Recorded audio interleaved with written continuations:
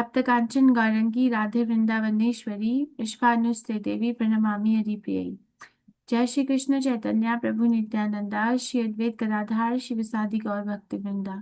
Hare Krishna Krishna Krishna Hare Hare, Hare Ram Ram Ram Hare Hare.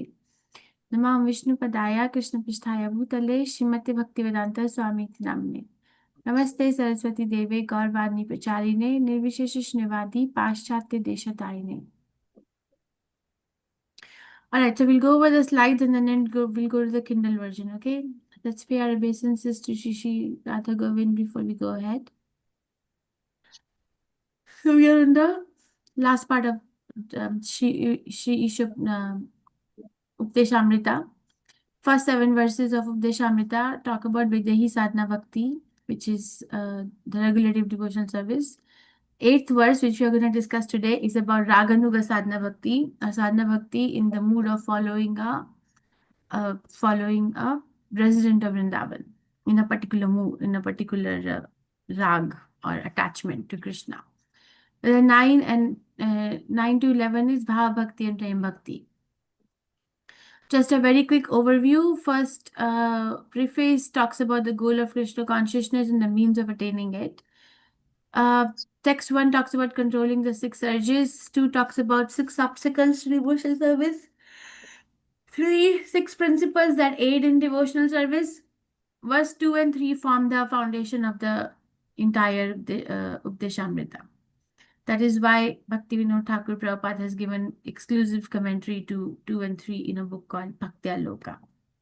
4, 6 loving exchanges. 5, association with different devotees according to the level of advancement. 6 is associating with pure devotee. 7th is chanting the holy name. 8th is Raganuga Sadhana Bhakti or spontaneous devotional service in practice.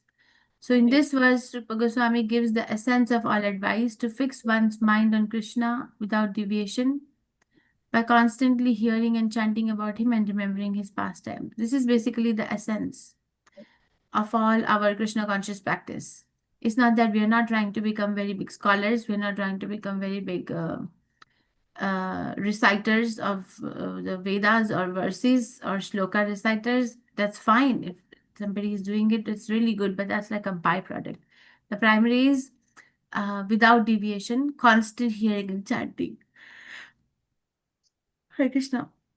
तन्नाम रूप चरितादि सुकीर्तनानो स्मृत्यो क्रमेण रसना मनसि नियोज्य तिष्ठन् व्रजेत धनुरागी जन आनुगामी कालं नयेद् अखिलम् इति उपदेशसारम्.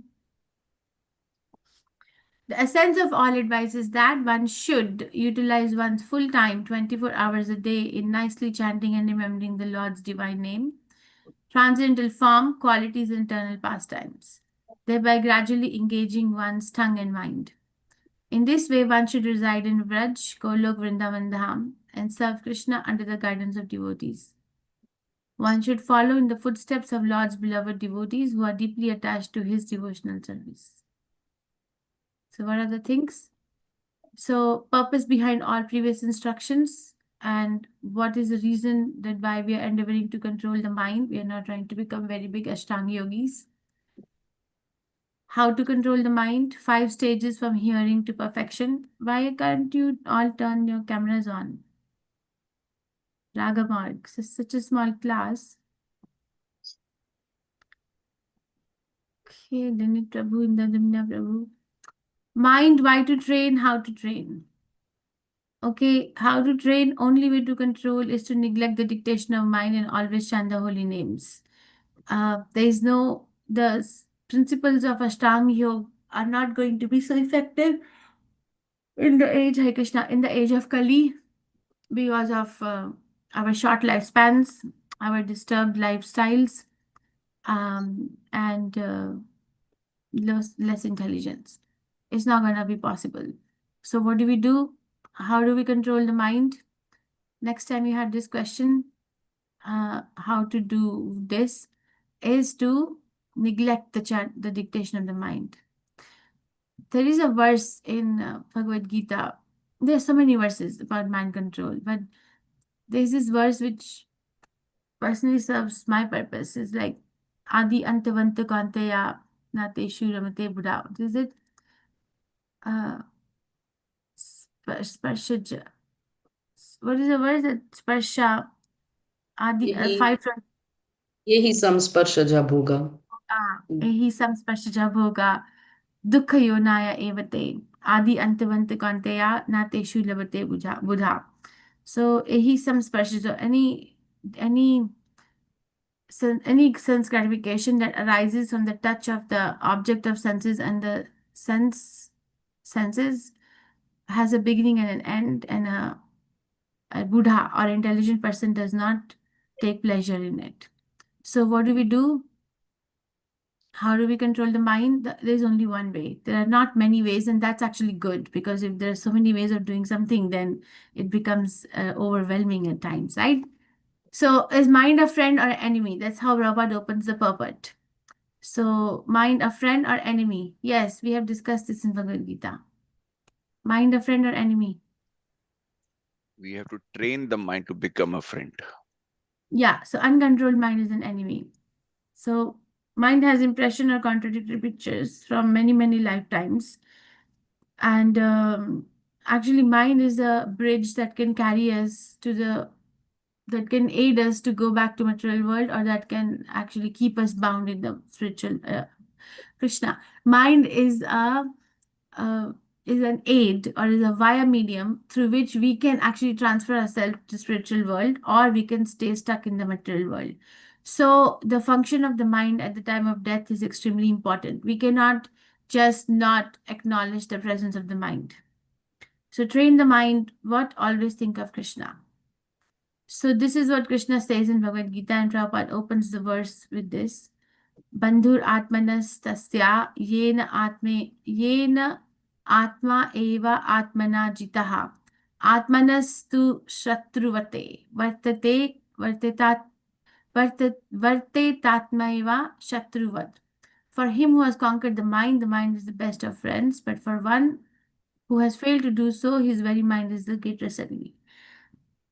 So Prahlad Maharaj said that to his father, when his father was saying that how come he is becoming a devotee of Vishnu, who is, my enemy. Prahlad Maharaj replied that there is only one enemy of a living entity. There is no other enemy. I'm not saying this, okay? If you have any questions or doubts about it, you go to Prahlad Maharaj. Prahlad Maharaj says that in Bhagavatam, there is only one enemy, and that enemy is one's own uncontrolled mind. So there is no other enemy. Shastras actually simplify our life so much. And now, otherwise, we have to have like an army of soldiers and arms and ammunitions and this or that kind of defense mechanism to defend ourselves. Says no, uh, there's only one enemy. So why to train the mind?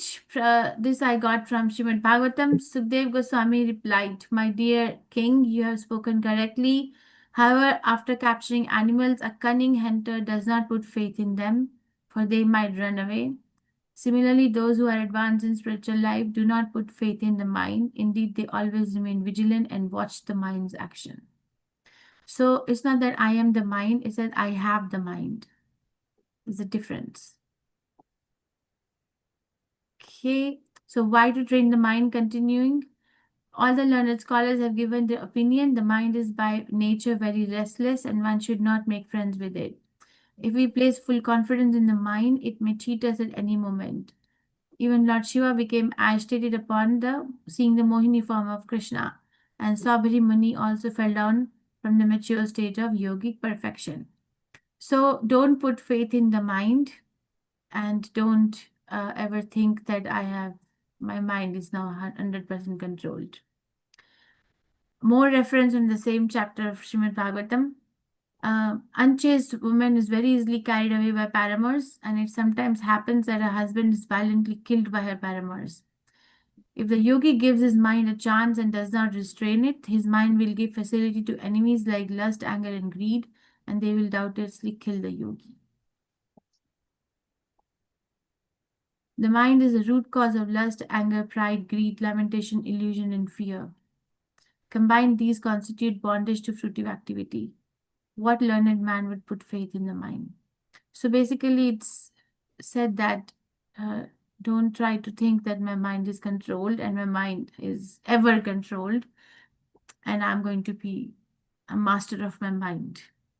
So regulative versus spontaneous. Videhi sadhana bhakti we discussed, or we will discuss more in nectar devotion, is like following. The person doesn't have a natural taste for Krishna consciousness, okay, but then they have the faith. Based on that faith, they are following the rules and regulations because they know that it is good for us. Raganuga sadhana bhakti, one develops a natural taste for hearing and chanting about Krishna. Okay, so there's this spontaneous attraction, and one doesn't need to. Practicing Krishna consciousness is not an effort. Reading Srila Prabhupada books is not an effort. Videhi sadhana bhakti, it is an effort. There is no time, or there is this is something which can wait because the class is after so many days, right? Or so many things come up. The mind brings all these things, okay? Because there is no taste. I'm not saying I'm any different, but Raganuga Sadhana Bhakti, one is naturally attracted. One looks at the instructions of Bhagavad Gita and the heart just goes there, that this is where my life is. Everything else in the world is secondary. I have to, this is where I'm going. The words are not different from Krishna. The reading of Srila Prabhupada books is not different from associating with Srila Prabhupada face to face. So it's Raganuga Bhakti, okay? So these are all the examples of how come the same practice is in the Vedahi Bhakti and how come the same practice is in Raganuga Bhakti. Chanting 16 rounds a day. It's like, oh my God, 16 rounds. But in Raganuga Bhakti, only 16 rounds. Why only 16 rounds? Sadatam kirtayanto mam.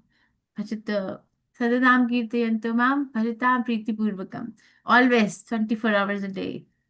Mangalarti is like, oh my God, this is the best time of the day when I can sleep. But Mangalarti is like, my Gumaj was staying here. He's almost 77 years old, and I was seeing that he was up by 2:30, 3 o'clock. It's not easy at that age.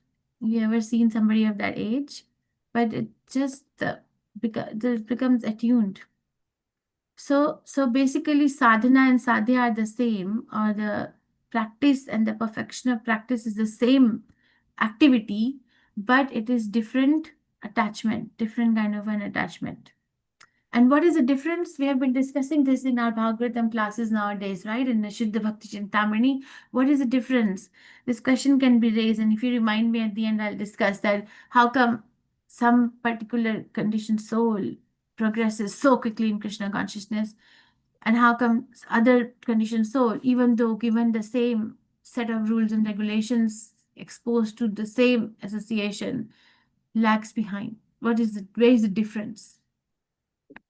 Because bhakti is not dependent on one's karma. We discussed this. Vishwanath Chakravarti Thakur discusses this. Somebody can say that, oh, this particular devotee is progressing faster than the other devotee because they have actually practiced devotional service, or they have earned good karma of devotional service. Vishwanath Chakravarti Thakur, in the beginning of book called Madhurya Kadambini, defeats this argument. He says if Krishna is independent, Krishna's bhakti will also be independent. We cannot make bhakti dependent on anything else. So stages of hearing and remembering, this is where it is. I'll come to Kindle version that's more explanatory. So in the regulative stage, one has to constantly hear about Krishna, Shravan Das. After hearing from a right source or from the lotus mouth of a pure devotee, one develops attachment or acceptance. That's Varan Das. One becomes attached to hearing about Krishna. Okay, it's not that it's an effort. No, naturally one gets attracted. And by developing that attachment to hearing about Krishna, one develops memory, remembering, smaranavastha, one chants in ecstasy. And then that memory becomes constant meditation, anusmriti. Because in memory, sometimes it's like, okay, I remember Krishna, but then after some moments, I forget Krishna. Remember Krishna, forget Krishna, right? But constant meditation is uninterrupted and concentrated remembrance. Then Smaran Das. Smaran Das is from Shravan Das to Smaran Das is like that one attains the Samadhi or spiritual trance. And Sampatti Das is the perfection of life, that where one completely understands that actually I am part and parcel of Krishna. Like, for example, it is not difficult for most of us to remember and think of our family. Is it? Is it a lot of effort? Wherever we go, we may go to work, we may go wherever. Moon. Somebody went to moon recently. I don't know whether it's to space, but not difficult to understand their nationality, remember their nationality, remember their family background. Is it? And has to be constantly hearing about their hierarchy every day. We have to hear about a hierarchy every day. Who's my mother, my father, my grandfather, grandmother. Yeah, our children. Is natural because that's our identity in the subtle body at this lifetime. But then that identity, when it becomes perfect, when I understand that I'm actually part and parcel of Krishna, and my constitutional position is my relationship with Krishna, then one attains the Sampatti Das. And then we know this, Shantaras is like neutrality, like Krishna's flute, Krishna's cows, Krishna's flowers around his neck. Dasyaras is serving Krishna in the mood of a servant or servitude, okay, which is like servants like Chitraka, Patraka, Raktaka, sorry, Sakya is in friendship, which is, so every preceding relationship has the qualities of, every succeeding relationship has the qualities of one preceding it. For example, Dasya Ras will have Shanta Ras in it. Sakya Ras will have the qualities of Dasya and Shanta and Sakya. Vatsalya will have the qualities of Sakya, Dasya and Shanta and Vatsalya, like that. Okay, so like, and then Madhurya Ras will have the qualities of all the four preceding relationships. So one should recite. So how do we develop this? So Rupa Goswami Prabhupada gives us. Which place is this? Yes. ISKCON What photo? Vrindavan. Yes. What did you say? Vrindavan ISKCON. Yes, thank you. What is the importance of this tree? Why is there a tree in the middle of the courtyard?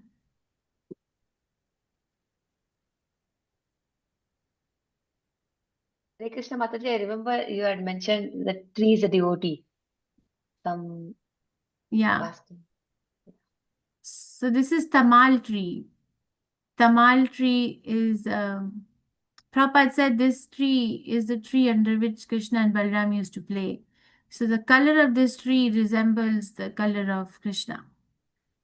So Srila Prabhupada said, specifically preserve this tree in the courtyard. It's, it's coming from the generation of Krishna's, from Krishna's time. So what is this? How do we do this? How do we become this? How do we develop Raganuga Bhakti from Videhi Sadhana Bhakti? Choose where we are living. One is we are living physically, and another is one living mentally. Wow. Which do you think is more important? Physical presence or Krishna, I'm so sorry, mental presence at a particular Mental place? presence. Mental presence, Mataji. Yes.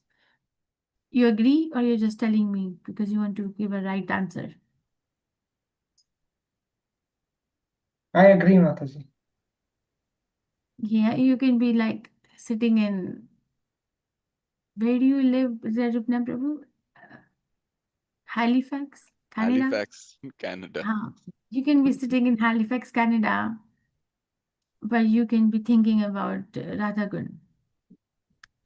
And that's where you're living then. Okay? Because that's where the heart is. But you can be sitting in Radhakund and you can be thinking about the nice air-conditioned house in Halifax, Canada. Then that's where we are. Okay? So reside in Vraj. Remember Krishna. Follow the footsteps to enter the guidance and serve intensely. Okay, so reside in the Vraj, remember Krishna, to follow the footsteps under the guidance of the devotees, so that we can serve intensely. Don't reside in Vraj to for any other purpose other than service. Says, I heard one class one time by Swami Bhagavan Keshav Maharaj. Let me see if I remember. It was a long time ago. He said, okay, the class said there are 3 reasons why one should go to Dham. Let me see if I remember. One is to serve the devotees there. Another one is to, at the end of the life, to leave the body there. And the other one is to accomplish a particular project there. Okay, so these are the 3 reasons he said one must go to the Dham.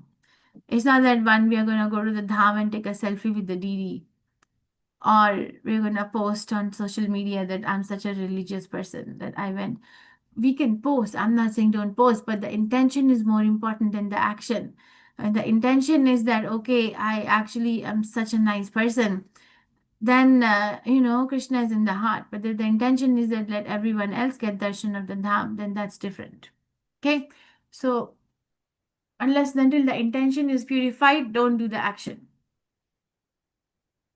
Just control the urge. So, and then number 2, reside, how to serve. With feeling under the guidance of a guru. Always in sadhana bhakti, spiritual practice, in bondage and sadhya is when we have perfected the practice. A long time ago, I was hearing Radhanath Maharaj's class on how to live in a holy dham.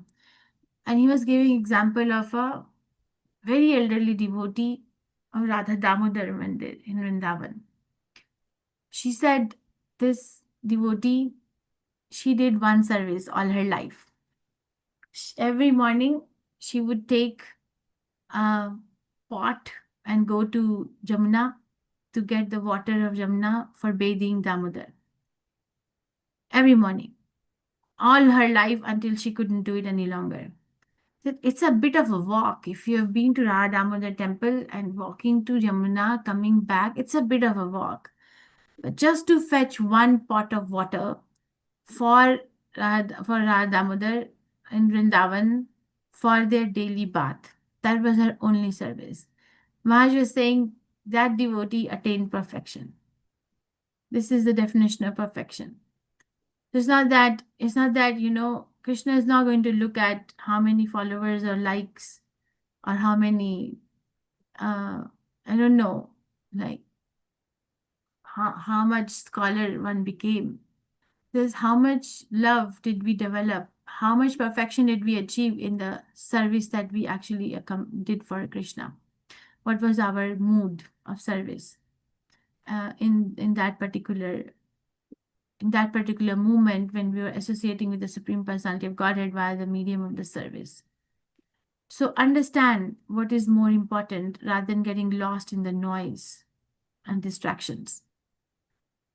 Chanting and remembering Nam, Roop, Charita, and how much?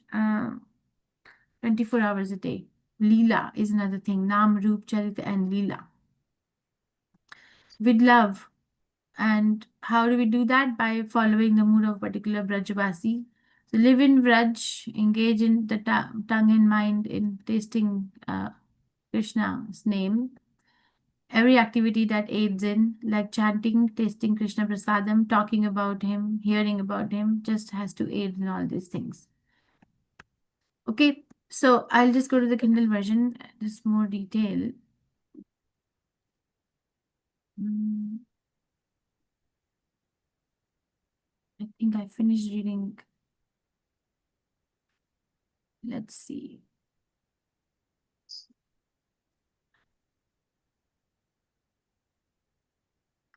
So, so Tannam Rupa Charitadi Sukirtinanu. Want to discuss about Krishna's name, form, pastimes, character, etc. Okay, Smritayo Kramena Rasana Manasi Niyojya. Remember them by gradually engaging one's tongue and mind. Tishthan Raje Tad Anuragi Jananugami.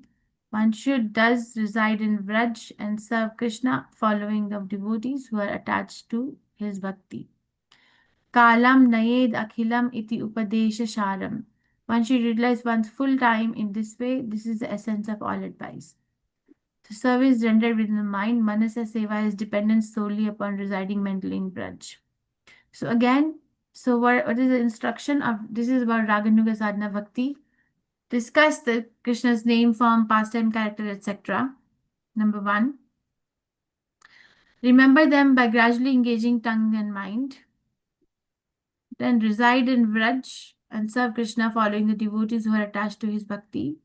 This is how one must utilize one's full time, and this is the essence of all advice. But we have no time. There will be no time. Actually, time is Krishna's property. There will actually be no time. If one is not engaging in Krishna consciousness, the time will shrink. That's how it is designed. And I understand these are all subtle laws of nature.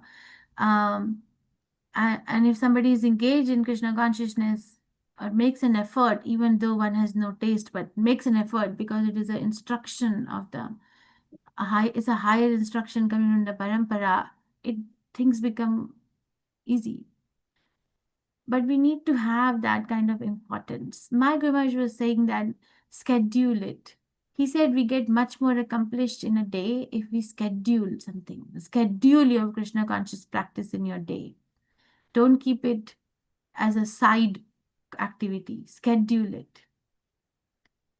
So, impressions, Prabhupada opens the pulpit by saying this, and he discussed that mind is containing millions of impressions from many, many lifetimes, and it produces combined and contradictory pictures. And mind is responsible for transmigrating us from one body to another, or for taking us to facilitating a transfer to the material world. So how come mind is a friend if the mind is giving up, is trained to give up the material motive? Okay, is following the regulated principles and is chanting and remembering Krishna. The untrained mind is one's enemy. So when next time says, okay, there's some little bit of a lag or laziness or inertia in taking up the practice of Krishna consciousness, or one looks at the calendar and says, oh, 4 more days of class, oh, 3 more days of class, oh, 2 more days of class, oh, 1 more day of class, but then you never read, never happens. Understand that this is the untrained mind speaking. Understand we're living with the enemy. So how careful one must be when one is living with the enemy. Yeah, or one can be very, very chill. It's fine. Enemy is there, I'm there. Everybody is there. Everybody can live together. We are very nice to each other. Yeah? How do we live? How should one live if one is living with the enemy? It's like the example given, there are 2 examples given about it. Okay. One is if there's somebody is living in a house and they know that there is a poisonous snake in the house. So will they be chilling in the house? This is so nice. Bapre, find out the way to either get the snake out or myself out, right?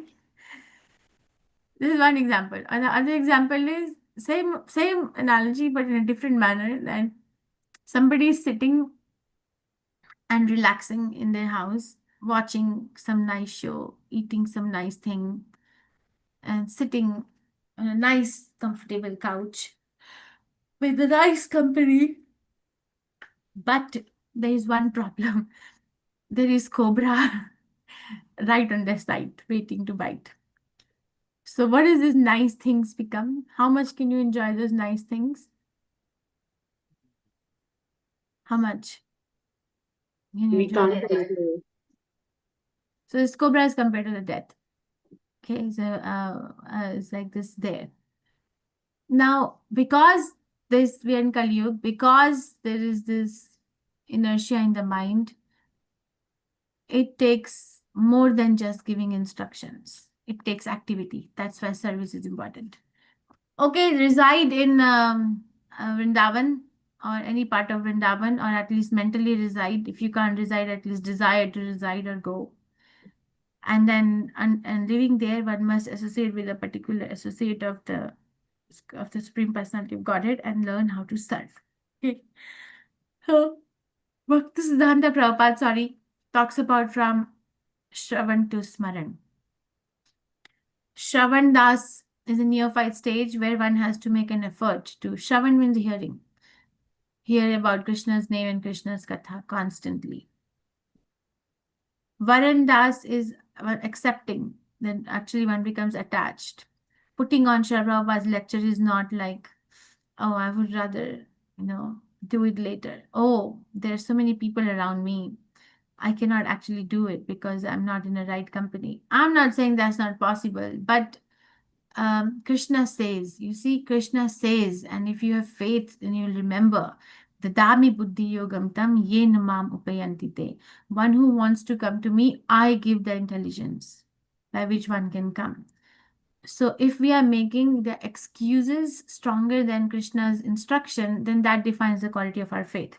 But if we are making our enthusiasm stronger than the obstacles, then that defines the quality of our faith. Both are there. Smaran Das from acceptance comes to remembering Krishna, and one can chant in ecstasy. And Smaran Das itself has 5 levels. Don't need to go into detail, but just hear it out. Smaran, Dharan, Dhyan, Anusmriti, Samadhi. This feels like, stages of Ashtanga Yoga. Smaran, where is this like recollection or distraction? Dharan is absorption or remembrance of Krishna without distraction. Dhyan is meditation or concentrated meditation. Anusmriti is constant performance of the meditation. Samadhi is not difficult and it's effortless. One's meditation is entirely free from impediments and wholly uninterrupted. Apandas, after the Smarandas states come Apandas, where sadhaka achieves realization of one's pure identity.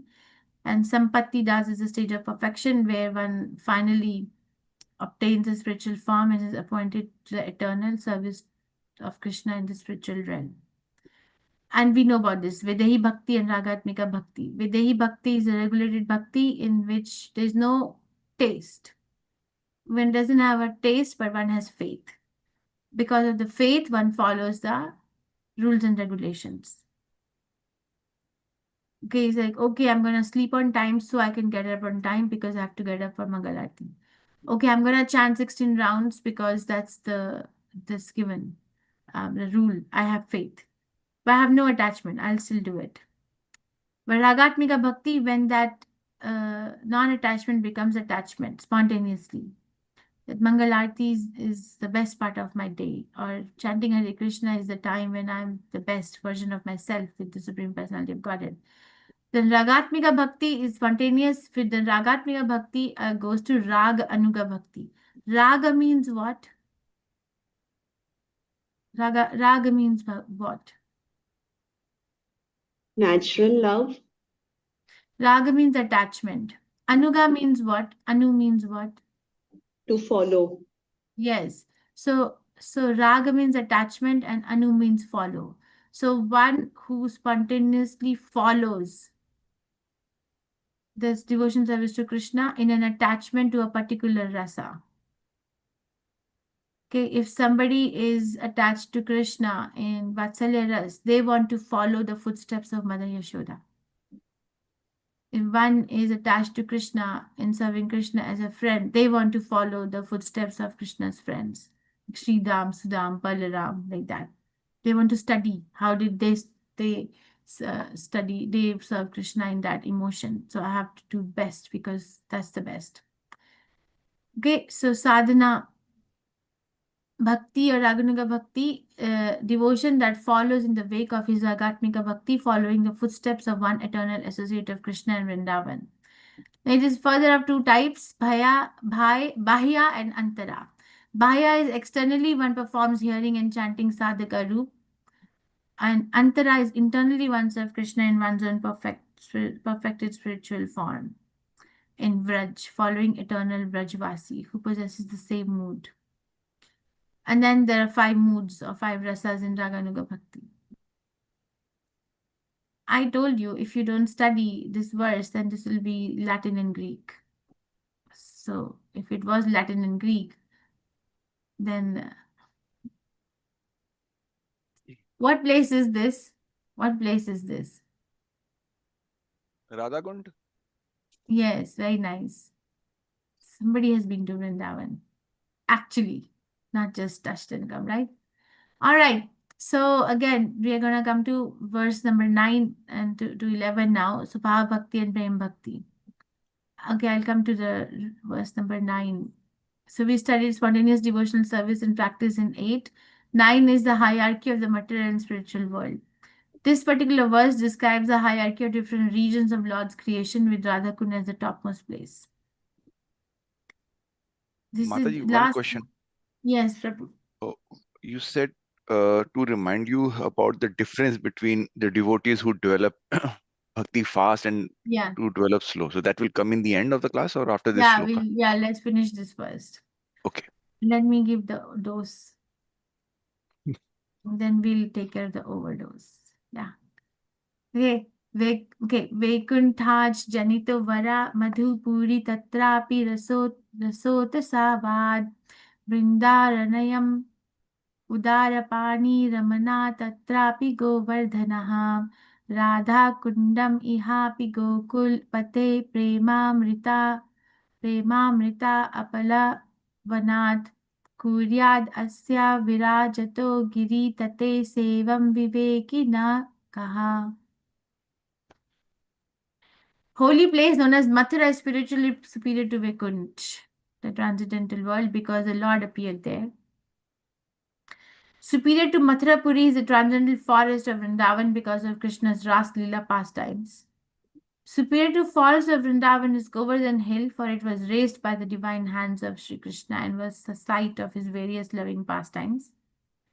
And above all, the super excellent Sri Radha Kund stands supreme, for it is overflooded with the ambrosial nectarian prem of the Lord of Gokul, Sri Krishna. Where then is that intelligent person who is unwilling to serve this divine Radha Kund, which is situated at the foot of Govardhan Hill? The spiritual world is Vaikuntha, right? Which is higher than the material world, which is 3/4 of creation, and Lord is showing his opulent feature in Vaikuntha. But it says Mathura Dham is actually superior to Vaikuntha. I put a map there from Google. Can you believe we can get the Google map of Mathura and then put it there? So Lord appeared there because Lord appeared there. It is superior to transcendental realm of Mathura, Vaikuntha. But superior to Mathura is Vrindavan because of the forest in which Krishna was roaming around. Interior forests of Vrindavan are considered superior to Mathura because of the presence of 12 forests, Dwadash Van, such as Talvan, Madhuvan, Bahulavan, which are famous for various pastimes of Krishna. Superior to Vrindavan is Govardhan Hill because Krishna lifted Govardhan Hill like an umbrella and saved the Vrajavasis from the wrath of Indra. And Krishna also tended cows with his cowherd friends on Govardhan Hill. Also has had his rendezvous and pastimes with his most beloved Srimati Radharani. Right? So one particular hill and so many things happened there. But superior to Vrindavan, Govardhan Hill, on the foothills of Govardhan is a place called Radha Kund. This is so beautiful photo, right? This is Radha Kund and Sham Kund. So this, where is my mouse? This is Radha Kund, and connecting the Radha Kund is Sham Kund. This is Sham Kund. You know how deep the water is of Radha Kund? Any idea? It's 90 feet deep. I remember going there, and my son was young and he wanted to swim in it. I got terrified. Said, Mukund, this water is 90 feet deep.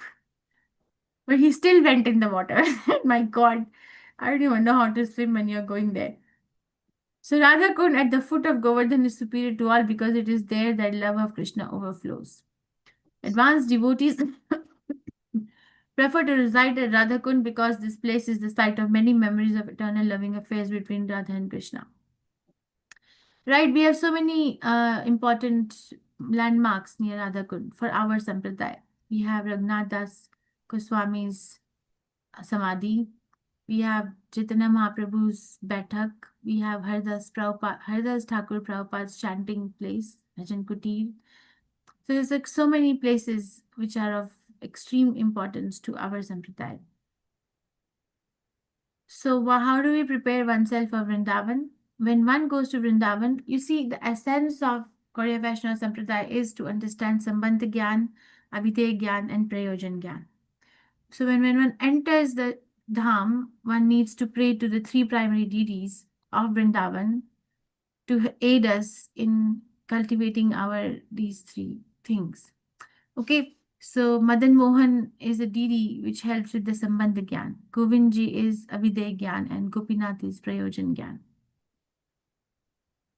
So how do we prepare? Actually, by reading books, by praying, by avoiding 10 offenses. And how do we serve the Holy Dham? By remembering, glorifying, cleaning, beautifying. But there's a way to enter. So when we enter, we go to Kopeshwar Mahadev, because he's guarding the Vrindavan Dham. Then we pray, or we actually go or pray to Madan Mohan, Govindji and Gopinath. And then we start our teeth. Okay, we come to questions. So list the hierarchy of different spiritual places. Why Rupa Goswami has given much stress to Radha Kund? These are the only two questions from this particular chapter. Any questions? So these are the hierarchy of the places. You know, we are talking about residing in Dham. So what is the hierarchy? Superior to Vaikuntha is Mathura. Superior to Mathura is Vrindavan. Superior to Vrindavan is Govardhan. Superior to Govardhan is Radha Kund. Okay, and then we come to the last part. Tired? Who is this? Who is this?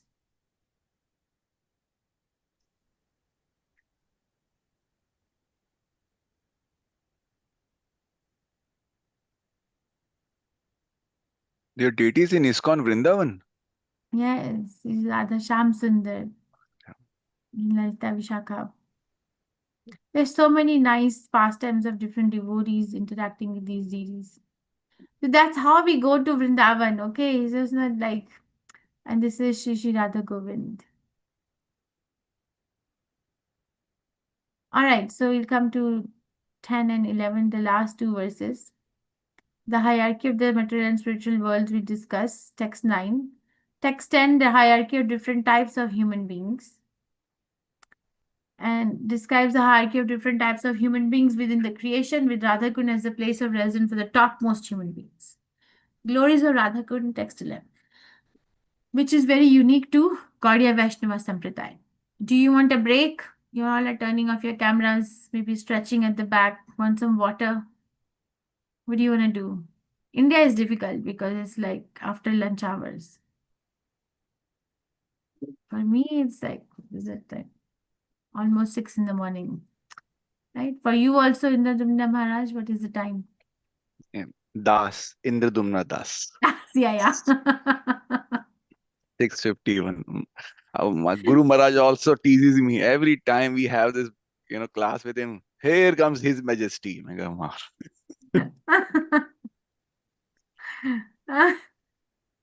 Yeah, some stretching, some water. Yes. Or you don't even have energy for that. You see, it's not Ekadashi for you all in India, right? It's Ekadashi for us here. Okay. Glories of Radha Kund perfectly illustrates the point that cultivation of spiritual life is a gradual process. In the same way as one is meant to read first 9 cantos of Srimad Bhagavatam before approaching 10th canto, one must assimilate the first 10 verses of Nectar of Instruction before approaching Radha Kund. This is the difficult verse for me to recite.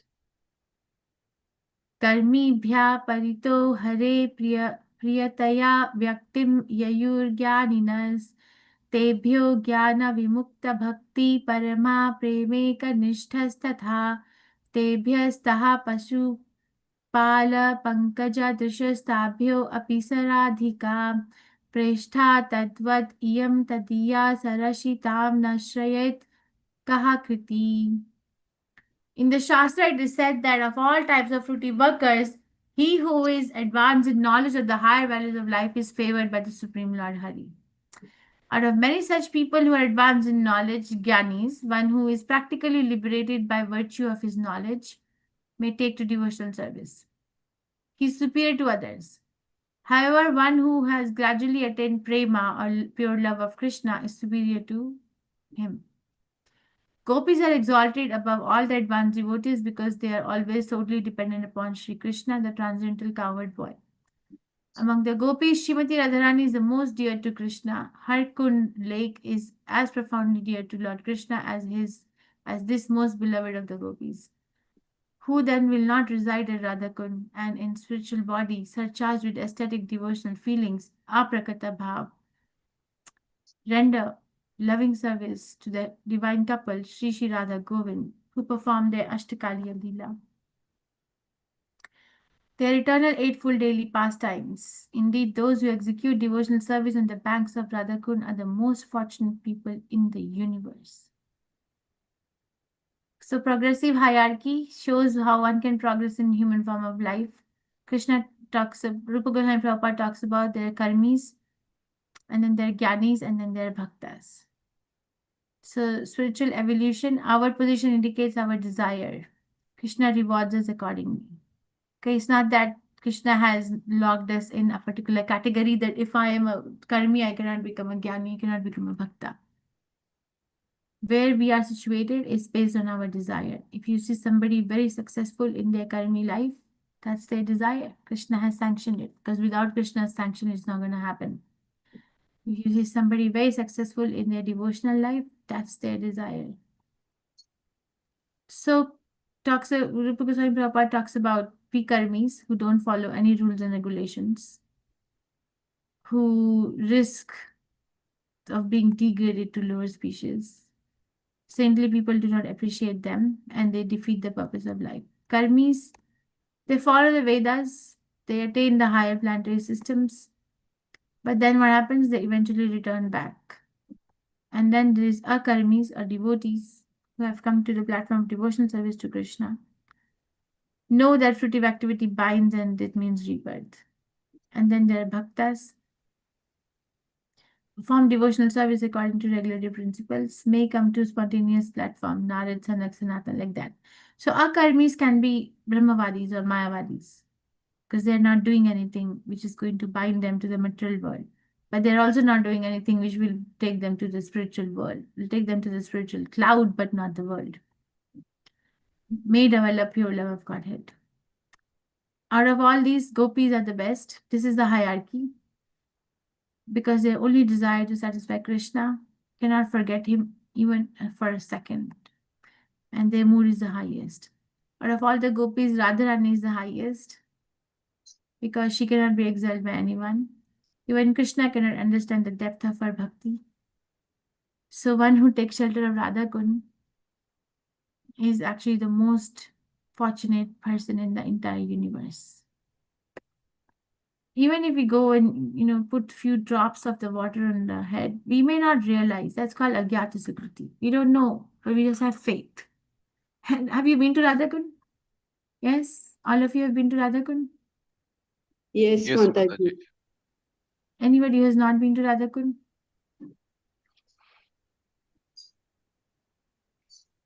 I remember when I went there as a child, we were going there with our shoes on. My God, because it was so hot in the summers, and then there were some ladies who came and they shouted at us. I These were like, know. gopis, like, how dare you enter this? And I was like stunned. I still remember that. The memory is still so very much live in in my mind. They were shouting at us, and I was wearing my high-end sport shoes. I said, "No, I'm not taking this off." So, जी मंदिर, मन मंदिर में जी चप्पल में, kind of situation. But that was the great memory. Right, After that right. we went and sprinkled water. It has changed, right? Over the years, has changed so much, but it's become more and more clean. So yes, if you have not been to Radhakund, then desire to be there. Krishna will take you.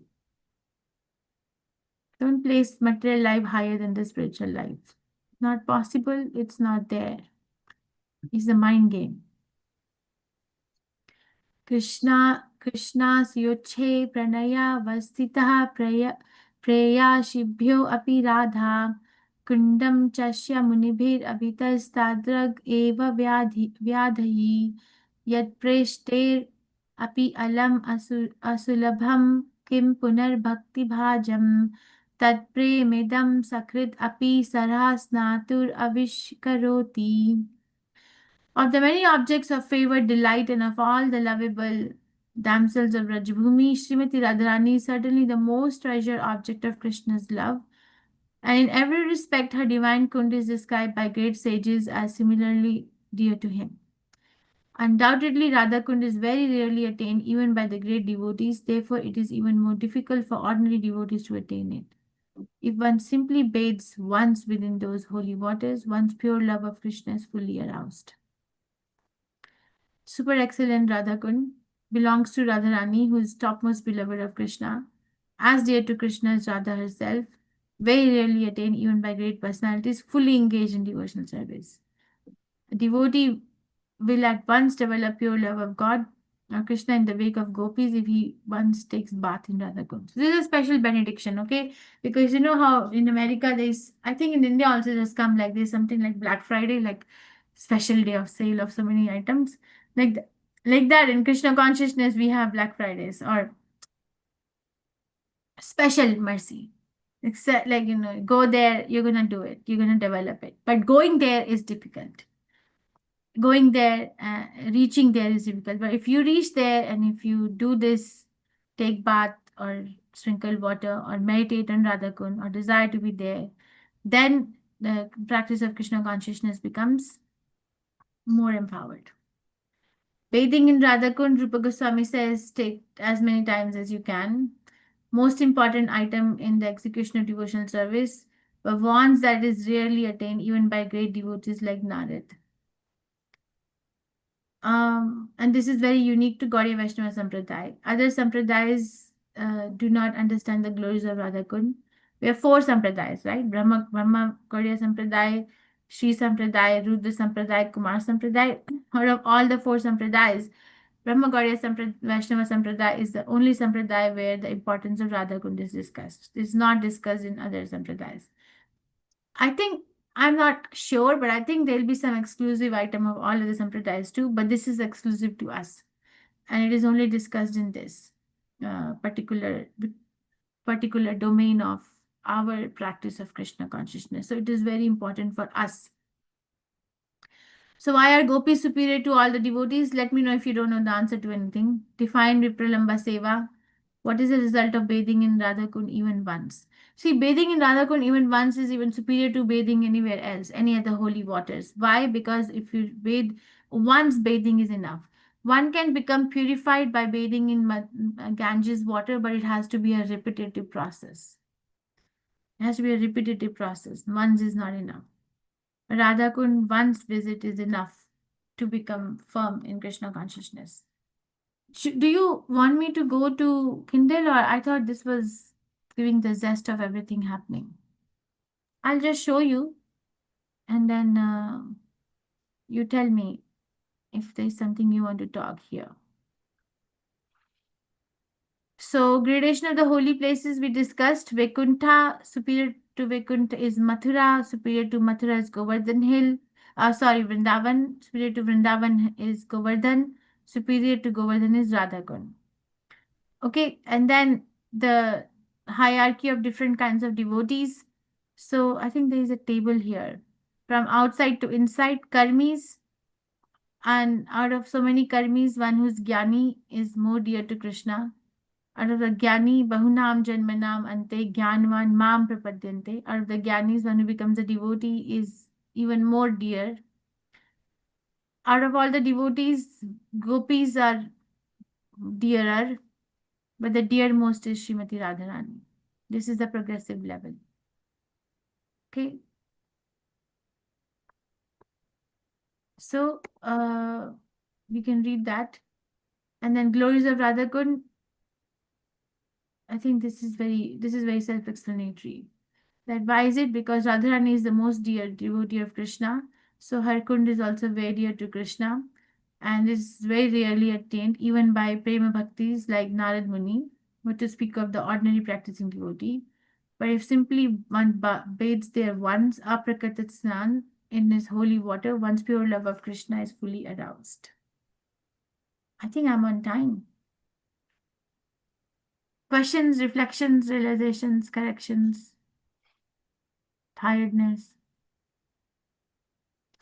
I have a question for all of you. First, do you have any questions? I'm still waiting for the overdose, Mataji. Yeah, we'll do that. That's out of the syllabus. But in the syllabus, you have a question?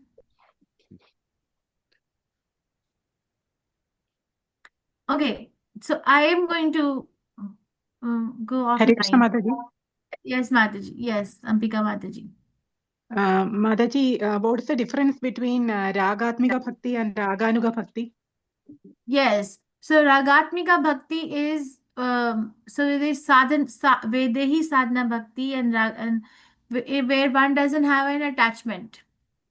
It is a chore to chant 16 rounds. It is a chore to actually, get up for Mangalarti or follow for regulatory principles. One would rather not, but I do it because of the faith that I have. Okay, you just do it. But Ragatmika Bhakti is one when it becomes attached to the rules and regulations. Okay, chanting 16 rounds is not a problem. And getting up for Mangalarti is not a problem. Following for regular principles is not a problem. Associating with scriptures is not a problem. But when one further matures in Ragatmika Sadhana Bhakti, then one comes to a platform of Raganuga Bhakti. Raganuga Bhakti is where one actually develops a certain type of an attachment to a type of devotional service rendered to Krishna in a particular rasa. Okay, reading, following rules and regulations, one becomes attracted. Oh, I want to be associated with Krishna, for example, in Sakhya Ras. How is a devotee serving Krishna in the best but possible manner? What is the reciprocation in that relationship in Sakhya Ras? So then one actually becomes channelized to that particular version. It's Rag Anuga Bhakti. Developing attachment to Krishna by following. Anu means following. Following the footstep of a particular Rajvasi in a particular mood. Got it? Ambika Mataji? Yes, Mataji. Thank you, Mataji. Krishna.